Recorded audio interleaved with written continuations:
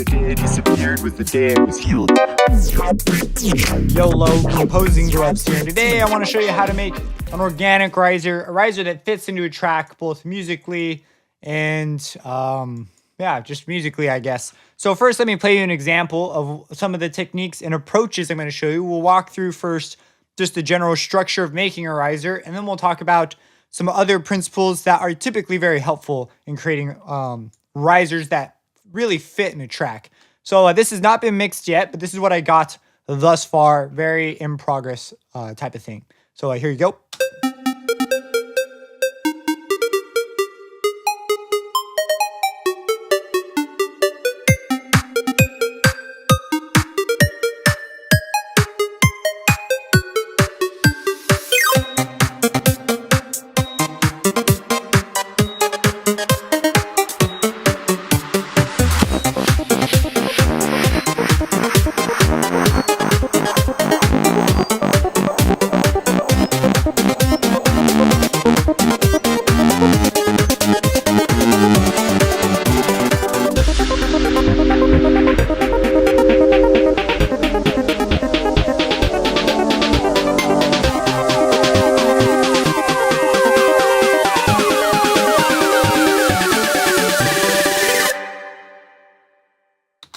So you can tell something's gonna happen.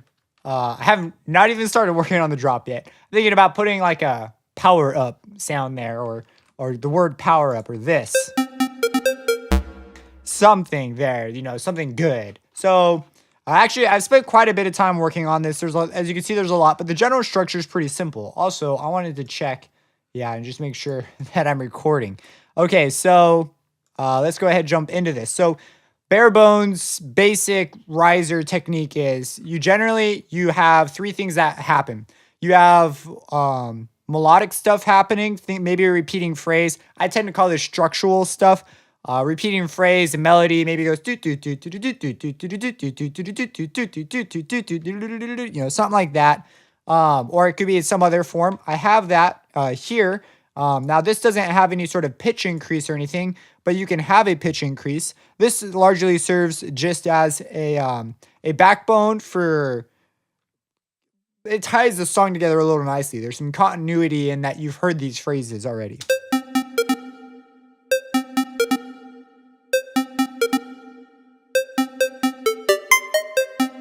And then on the second one I go.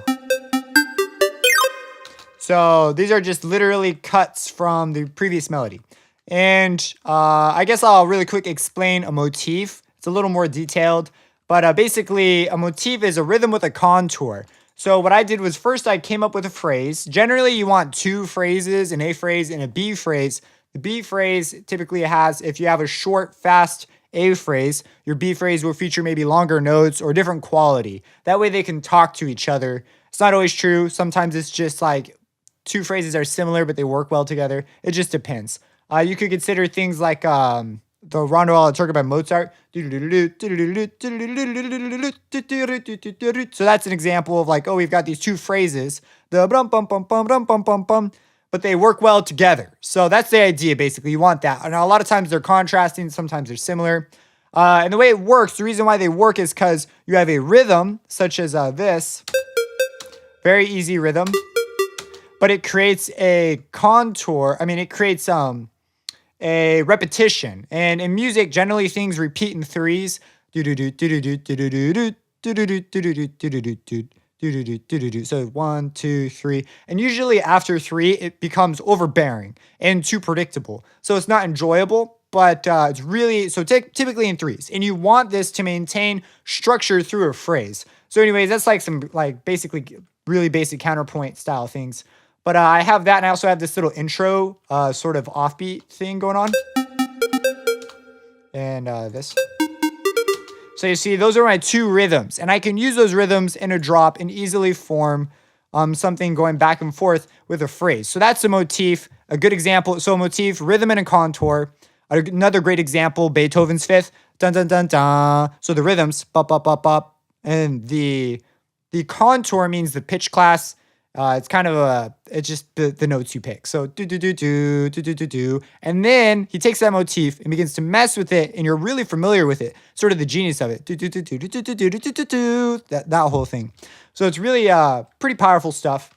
So so there's that. There's the first one with the pitch and stuff.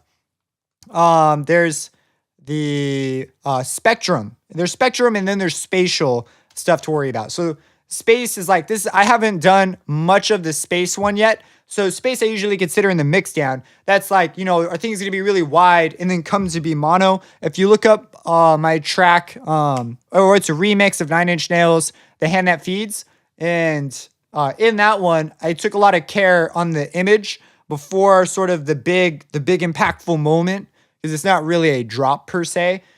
Things get shrunk down into mono, mono, mono, mono, mono, and then at the drop, bam, we go huge stereo. Another technique is to make everything really stereo and leave a hole in the middle. And then when the drop comes, you fill in the hole. It's like you punch them, like bam, like right there. It's a great spot to put the kick and stuff.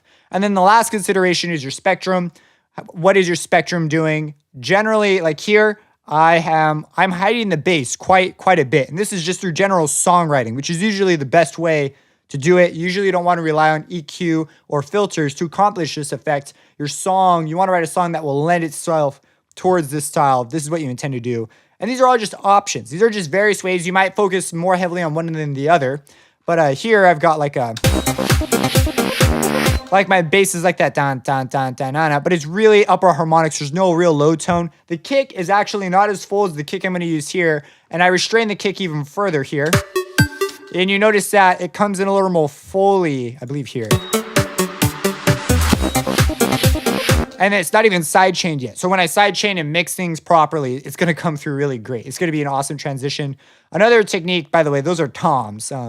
If you got some sweet tom hits. And it's the same tom, and I just retuned this one to be a bit higher. And this one to be the fundamental, or the note of the scale that I'm using, which by ear should be a C, because I'm running around in C minor. So, okay. That's all that stuff. Let's talk about just real quick. You're about to write something. So I actually got up to here and I got stuck. And it took me a while. You can see new intro. This is intro number 6. Because I was doing variations on them. But I went through quite a few trials before I found something I could jive with. But I got up to this point.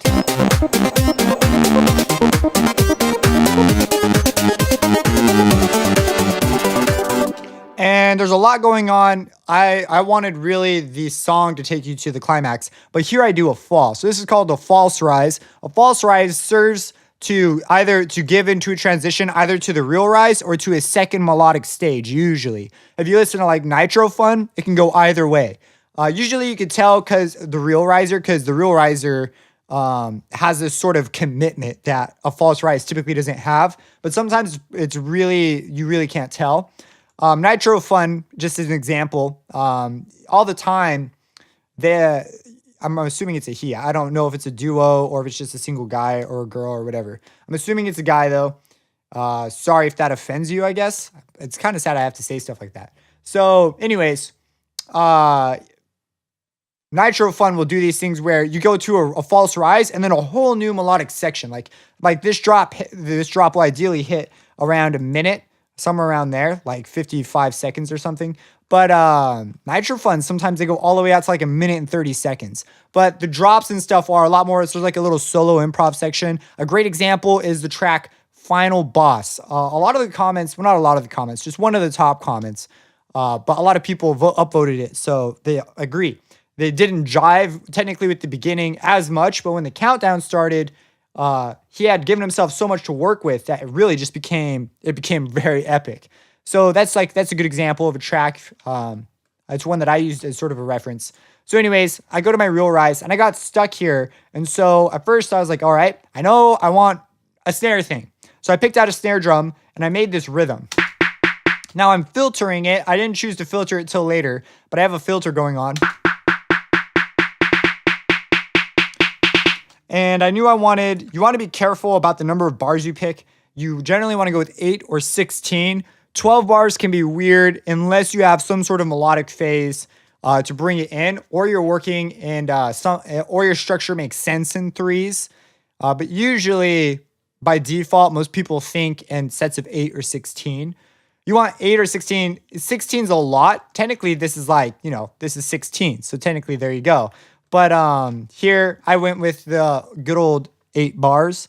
And for the first 4 bars, you don't want to get yourself winding up too quick. So here, this is sort of to serve excitement. So I have this roll, and I have a couple excitement notes right here.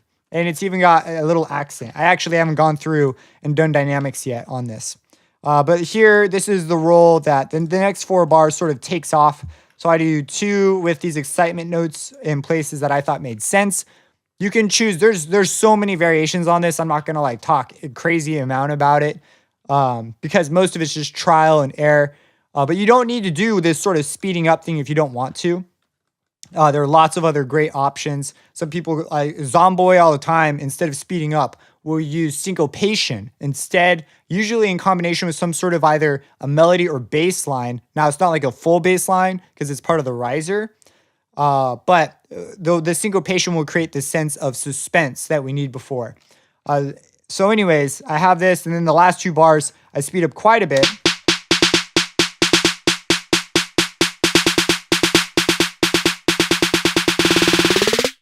And here I do this little going up the pitch that way, but I also have a pitch envelope. So this is one of those sounds that has a rising pitch. Let me see if I can find where I stuck it. I may have just gone with that. I don't think I did though. I can't remember. I literally just did this, but that was one of the first moves I did. Channel volume. Oh, I have a channel volume thing here because here I didn't want a second climax. It was too strong. It didn't transition smoothly, which in my opinion is way more important than creating a killer riser. If your song's clunky as it goes from moment to moment, it's just not going to turn out good. So I have it start quite a bit soft and it melds in over time. So anyways, that's what's going on there. I made that first. And then I said, okay, cool. I went through and looked through some samples because, got a bunch of samples, use your resources. And I wanted an impact to transition a little more smoothly. So I found these 2 impact sounds. And together, so this fills out like the low end and this has that nice crisp high end. And you could make these yourself, but honestly, like these are like great. So, and I paid money for them specifically to use them for these purposes. So yeah, so I put those in there and I did a little bit of volume, basically tiny mixing. This is not like, it's not proper mixing, just enough to keep working. And so put those down and I had a small transition good to go. And so from there I said, okay, cool. I really quick want to explain this Q move. So whenever you automate a filter, especially for a riser, first comes the musical line, then comes additional things that can help it along. So for example, the rhythm and the pitch bend were much more impactful on the music side. Then I needed to sculpt the dynamics. And then from here, I have a choice of how I want to do that. And so here I chose to use a low pass filter to get it out of the way of everything else. And it will sound brighter. So, because I wanted to start off a bit darker.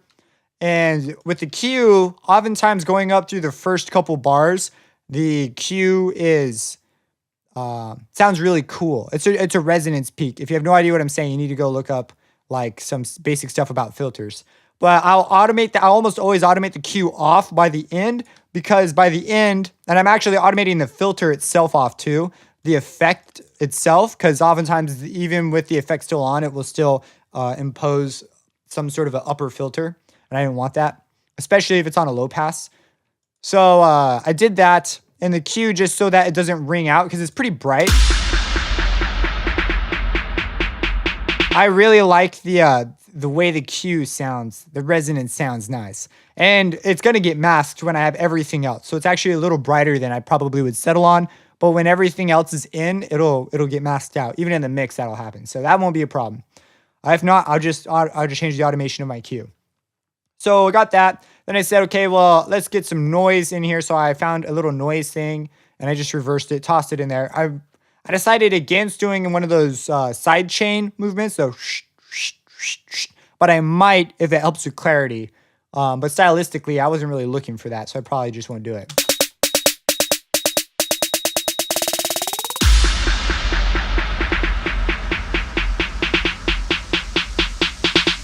And you'll notice I actually have a kind of a specific contour. You always generally want to size these things up so that you have a much better resolution. If you make small changes without sizing up, you can sometimes change values a lot more than you intend to. So anyways, I was messing with this, and this is actually pretty deliberate the way this slope is because it fits in better with other elements that come in up here. It merged in a bit better. So that was just something I chose to do after listening a little closer. After I had those elements, it was around this time I said, okay, I need some sort of a tonal riser. And I was thinking of one of those snare things. So if you ever have a sound come into your head while you're working, because for me, it's a mix of things that happens. One of them is I'll sit here and I'll visualize a sound and I'll make that sound through my knowledge of sound design come into reality. A lot of people struggle with this when you're new. But I'll also go preset hunting. Maybe something will occur to me that I was like, oh, I could use that. Or just digging through my sample library. And so on this one, I said, I want a tonal riser. And on this particular one, I had a really specific one in mind. The boo, boo, boo, boo, boo, boo, boo. You know, like the sine waves going up. That's what I initially thought I wanted. So I said, okay, that's what I want. And I know that the Vengeance pack, I believe it's the Angel on the Electro House Volume 1. I can't remember. But it has something pretty similar. But it's not tempo synced or anything. So I figured I'll just make one. So I went in. I grabbed Citrus because I already knew kind of what I wanted to do. And this is a sound. And I actually ended up settling on a triangle wave, which sounds a little bit better. It's got more of like a tom vibe to it, I guess. And it's just a pitch envelope that goes down. So pew, pew, pew, just a laser. Pretty basic sound design. It's going out some reverb and some chorus, which makes it so there's nothing in post yet. I almost didn't touch the mixer at all. Like there's almost no effects. Like there's a couple basic ones and that's it. So I have that going down. And the effect that produces is because I have the pitch bend on one note, it'd be really annoying to like write notes up the passage. So I just wrote the rhythm as if it were like a snare drum part, and it just gets faster as you go.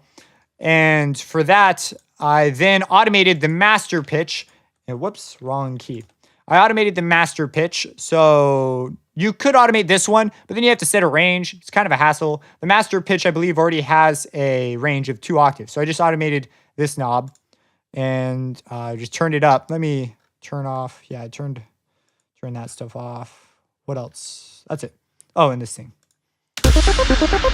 One more thing. Where are you? Arpeggiation. There you are.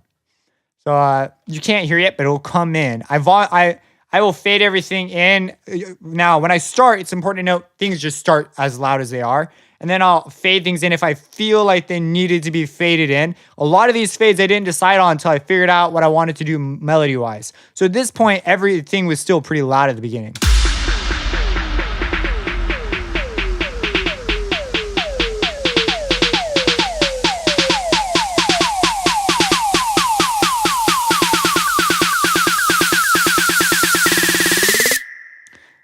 So that's what I had. And I was like, cool. And there's no pitch bend on the snare. That's something I might even add. Nah, at this point, not really. I'm pretty happy with where it's at. So an alternative is you could do a similar pitch automation on the sample channel instead of writing the notes up. Both accomplish different feels just because the pitch bend is interpolates smoother. So, okay, so there we go. So those are the basic elements. Then I said, all right, I need some melodic stuff. So the first thing I did literally was just drag this over and listen to how it sounded. So let's go ahead and just turn that on. And so I did that.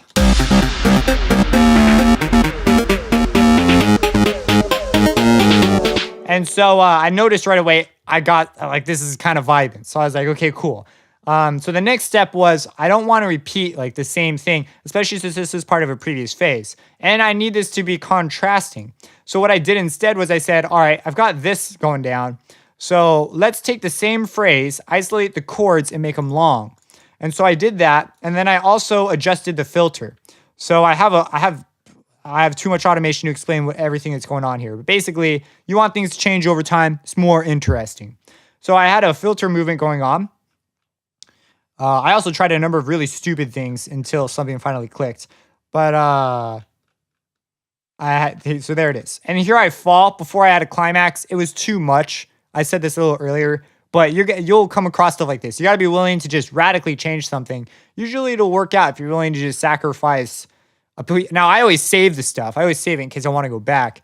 But you go down some interesting paths if you're willing to just let go of something. Oftentimes it's way better. You want to find something you're comfortable with. So I came up with this and I wrote out, this is part of an arpeggiation that gets faded in. Basically, I came up with the long chord progression I thought sounded really nice and was a nice contrast. Let's find the filter movement for, it doesn't start out that loud.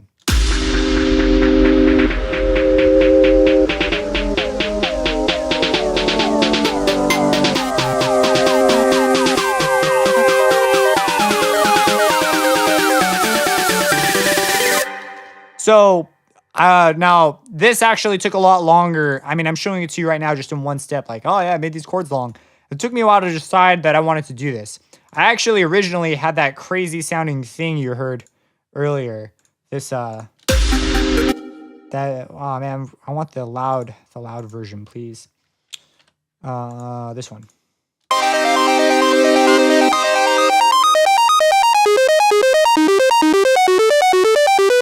So originally I had that, but very loud at the beginning, and then I decided to fade it in near the very end. Originally I was just gonna ditch it entirely because I wasn't digging it, but it coming in at the very end adds this nice thing to it. I liked that, so I kept it, but it's pretty much not there. It comes in really smoothly around the end of the phrase. And I also bring in this recap of the main theme. And this is actually playing a bit of, well, it's different. It's a harmony, sort of. It's unison most of the time. It has a couple of harmony moments. See, that's harmony right there. I took that away as an observation from Nitro Fun and a couple other places, Hyper Potions, stuff like that. Then I tossed this in there, as previously explained by my explanation of motifs. Thought that was a good thing. And it loses itself in the rise of new elements, which is something that I liked. From there, I said I was getting pretty close. You notice I almost always vary things. On this one, if you just repeat the same chords twice, it sounds not good. You need to change the chords, but I didn't want to change the chords. So I used the inversion trick. I call it a trick because in EDM, for some reason, we consider inversions a trick. I see it marketed as that. To me, it's just you're writing music. But what we have here is I just bring some notes up. I also add in a little top melody, a little more movement going on. I think I have some of this in the first one too. And then, of course, at the end, I knew I wanted the increase in pace. So I pretty much left this alone and just elongated some things. Because before, this rhythm, was mega short. There's a lot more repetition as far as repeated hits and stuff. So this is like more syncopation. This is more like long notes. And so if I toss this in there, along with the little motif thing.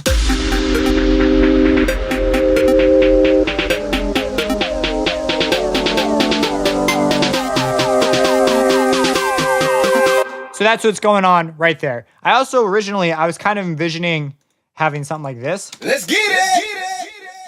Oh, but that didn't work out. So I didn't do that. One other thing. I'm saying way too much. I'm trying to stop that. So down here, I have a melody line. And originally, this melody line, if I get rid of it sounds really stupid by itself. But if I play it with everything, I said, oh, again, dang it. It will fit. So let me play it for you real quick. Sort of. So these are outlining the notes of the first phrase. They sound really awkward by themselves, but they fit. Because I was looking for that thing. See, I was pretty stuck. So I was just trying things. I came up with this.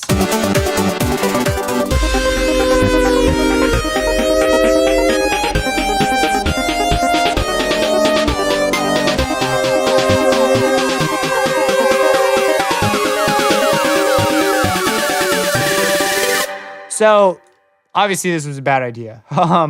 But I found that I really enjoyed this last note if I faded it in. So I left all this alone and just kept the last note. And it worked out really great. I actually did quite a bit messing with this last part here because I just had a big issue here. Came through with that. And I was pretty much at my riser. I also added on, well, not really added on. I had this arpeggiation from the previous section, going through the chords I had picked, and I did that again, but I altered it and I also added a bass line outlining the chords. Let me add.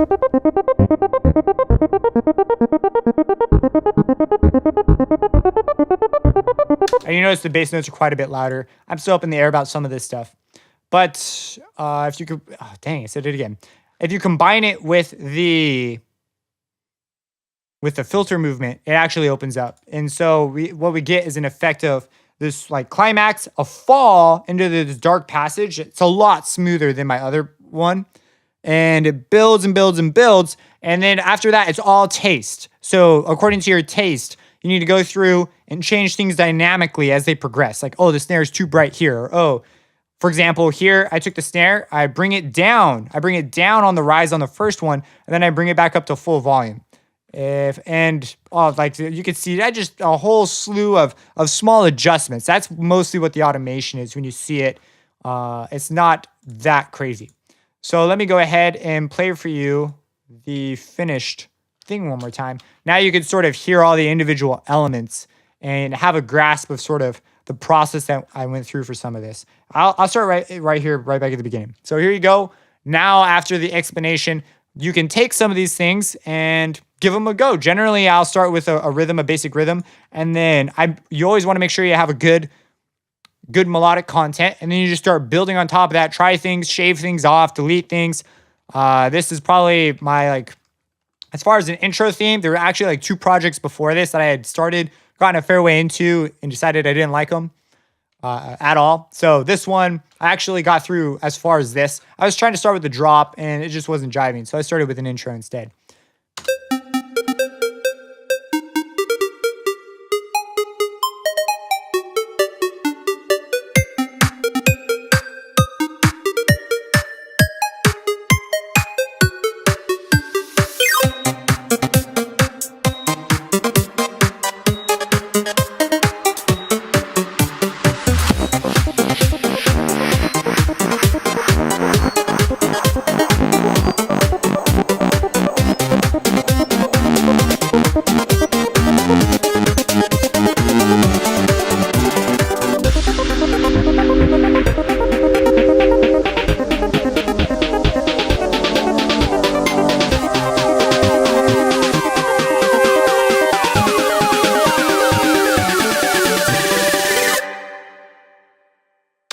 There you have it. Subscribe and have a blessed day.